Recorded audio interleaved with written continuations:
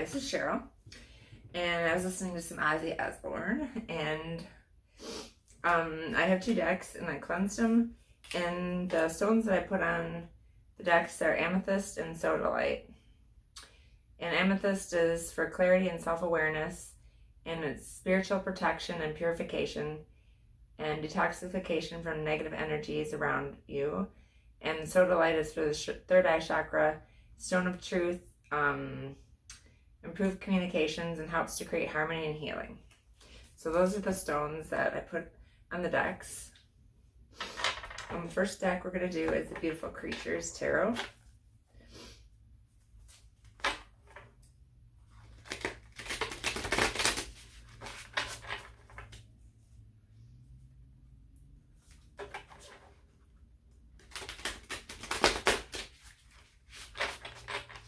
Trying not to blow out the candles that I have going.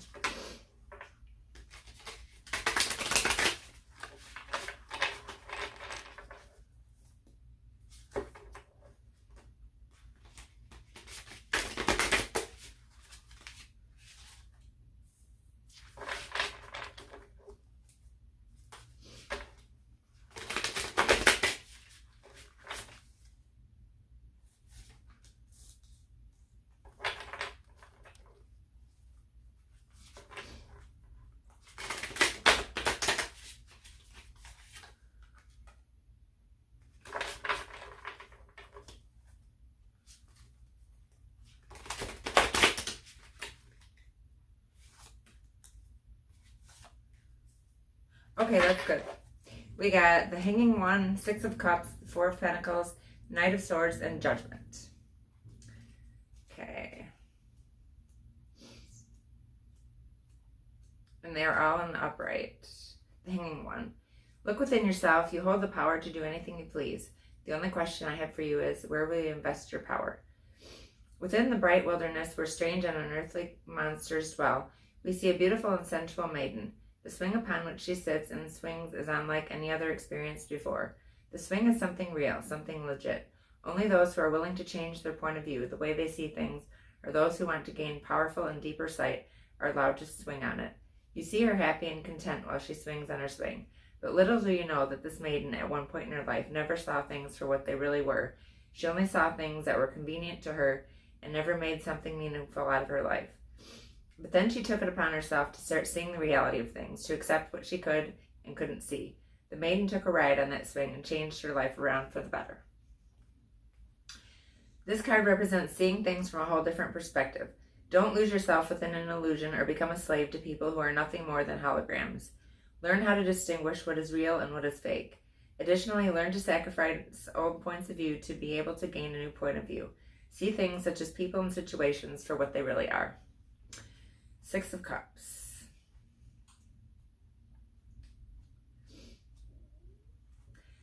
I've understood that history and memories can only fulfill you to a certain extent, and they belong in the past, but it never hurts to look back once in a while. The spirit of reminiscing young lady walks through a friendly and lively wood. She hears the sudden jolly giggles echoing around her. As she looks to her surroundings, she sees 3 cheerful fairy seahorses, jumping and flying about, calling for her undivided attention. She has the slightest recollection of meeting those entities before, but she can't remember quite clearly. The brown butterfly in front of her reminds her that she has indeed met these friends in her past life in the city of Atlantis. She is then bombarded with blissful flashbacks about her past life. This card represents sweet memories from the past that are resurfacing. You're remembering a time when everything was delightful. Something or someone from the past is coming back, and it's time to embrace it. You may find a significant object that belonged to you in the past, like a childhood teddy bear or something that inspires fond remembrances. Try to reflect on positive memories. Also, this card could represent your past life. 4 of Pentacles.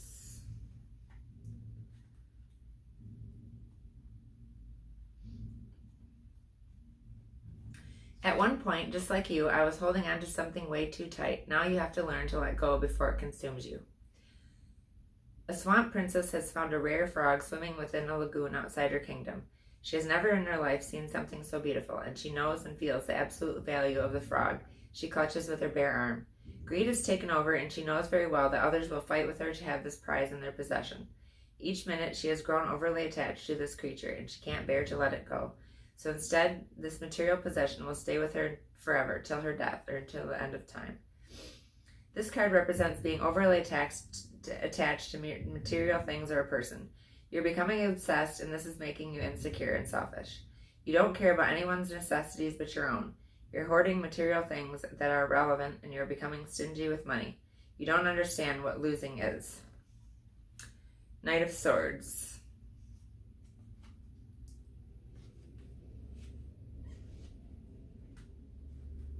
Okay. That must be in the back.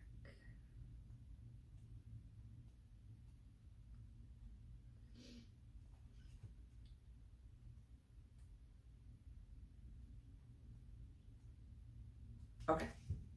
I think you shouldn't contemplate on your ideas, just set them free. Two witty, identical twins are ready to take off, letting their curiosity lead the way into unknown places. What they experience by their curious attitude serves as a lesson. When they search for someone who needs to learn from curiosity, they manifest. Take that person's hand and throws them into an unknown situation. These twins are responsible for manifesting the effects of their curiosity, which in turn becomes idealism. The energy of the Knight of Swords is keen, curious, and playful. The Knight of Swords, ruled by Mercury, the planet of speed and communication, is associated with Gemini, who embody an idealistic archetype. Gemini rules sibling relationships. Archetype. The Knight of Swords denotes a person who is unwillingly curious and at times an adventurer who likes to learn through experiences. Their ideas are never grounded, and many times they're up in the air. They think and imagine the outrageous. Their thoughts are what lead the way and open possibilities in their lives. On the negative side, this can indicate a person who is indecisive and can't come to a concrete decision without going in circles. The majority of their failures happen because they do not center their thoughts. Instead of searching for one solution at a time, they'd much rather be bombarded by many thoughts that serve no purpose. The Knight of Swords represents a situation where a simple task of curiosity may lead to and feed you wonderful knowledge. There are so many ideas running through your head to aid in fixing a problem you have been unable to overcome. Your analytical ability will be one that you will have to rely on no matter what. On the negative side, avoid being too indecisive and learn to make a final decision for once. You're running around in circles that provide no option or solution. This is also hurting you in the long run by making you not trust yourself. Being indecisive leads to confusion and mental blockages. And the last card is the Judgment. Look at me. You've given a second chance to rebuild yourself. You've been given a second chance to rebuild yourself and to cherish what you have around you. Use the second chance that I've given you with grace. The island creatures before you were not always as vibrant and healthy as they now appear. They were malnourished and neglected and were soon in the process of becoming extinct. The water and air in which they swam and flew was filthy and contaminated with unhealthy elements. The majestic and mystical Hawaiian spirit descended from the heavens to assist these creatures in their environment. She looked around and was disgusted by how people could make a mess of things and walk away without holding compassion for other living creatures who also served a purpose in life and on this earth. The Hawaiian spirit sent a message to the water and air deities about the conditions of their empire. The water and air deities sent her the tools she needed to clean up the mess and offer the nourishment needed for the island creatures. Thankfully, after a long and stressful day, the island went back to its natural condition, and so did the creatures. Receiving a new chance, the creatures became forever grateful. Now those who trespass without consideration are punished without questions asked. This card indicates that after all your losses, you are granted one chance to make up for whatever it is you lost or gave up. Of course, like anything, and depending on the circumstances, one must wait and earn this second chance. Second chances are given to those who truly deserve them or have fallen victims to unjust ordeal. When you are given a chance, you must know when and where to apply it. When granted a second opportunity, it is a magnificent time to renew yourself. Also, this card can denote a calling. You're being called to something that you will want to do. This is something that you've never even thought about before. And that's the Beautiful Creatures deck. Thought those were pretty good cards. And the next deck we're going to do is a Halloween Oracle.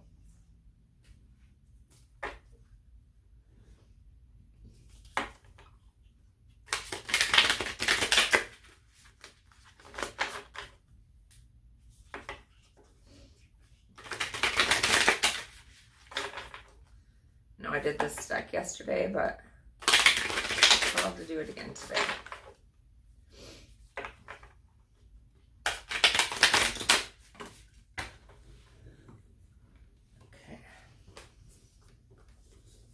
Okay, we got 3 cards. That's good for this deck. We got the Witch, Zombie, and Cauldron.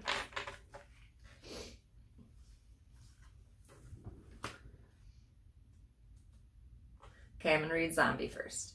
The dead arise, voices and mumbling, after our brains are screams they are tumbling. Zombies have become quite the fashion recently, much like vampires. Turn on the television and you can't escape the moaning and groaning of these, the living dead, and yes, they do seem to be after your brains. There are even public zombie walks, where people dress up as zombies and appear en masse on roads and in cities. But zombies are not merely a fun icon of popular culture. Traditionally, they are mainly associated with the African and Haitian Vodou religion. Zombies are said to be dead bodies reanimated by incantations chanted by a learned practitioner called a bokor, and they are usually enlivened for a purpose. The practitioner is said to capture part of a living soul to animate the body, and that is always a temporary action, as the soul cannot be contained in that decomposing body for long, or God will take the soul back. One of the most frightening aspects is the idea of zombism, the idea of our souls and consciousness being trapped inside a body that does not do our bidding or someone else's. Another is the idea of being buried alive, the fate of some, it said, who get trapped in the already dead bodies. Should the zombie step unsteadily into your life, it's time to look at the concept of control. Do you want to control everything, leaving little to free expression? Do you choose partners who are not your equal, so they are more easily manipulated and changed to your liking? Or do you allow that to happen to you? If you are not living your most authentic life, it's time to look why and change that. Okay, the next card is the Witch. Earth, air, fire, water. A woman lovely, a woman strange, weaver of the worlds, moon's daughter, witch, the catalyst for change. Witches have had a bad PR day for a couple of millennia now. Originally, the healers or cunning women of the village. The very word witch comes from the Celtic word wiki, meaning weaver or wise. When the new religion of Christianity spread through the land, the custodians of the old pagan ways, in part, witches were labeled as evil and, as we know from history, persecuted. They were driven underground or under the night sky into the shadows of misunderstanding and darkness. However, for the purposes of Halloween, let's look at witches as the weaver of magic and change. Through spells and rituals, and even through herbal recipes, yes, often brewed in a cauldron, they weave, and we got the cauldron card too, they weave the powers of this world and the next in synergy to solve the problems and heal. Holding the witch card means that you can weave your own change throughout your life and that magic is indeed afoot. You must understand that you have power and it is real. It may also indicate that others may be threatened by your developing personal power and that they may not appreciate or like the changes in you as you grow. Be prepared for this and do not be discouraged. New friends and better opportunities will be attracted instead. Okay, the last card is the Cauldron.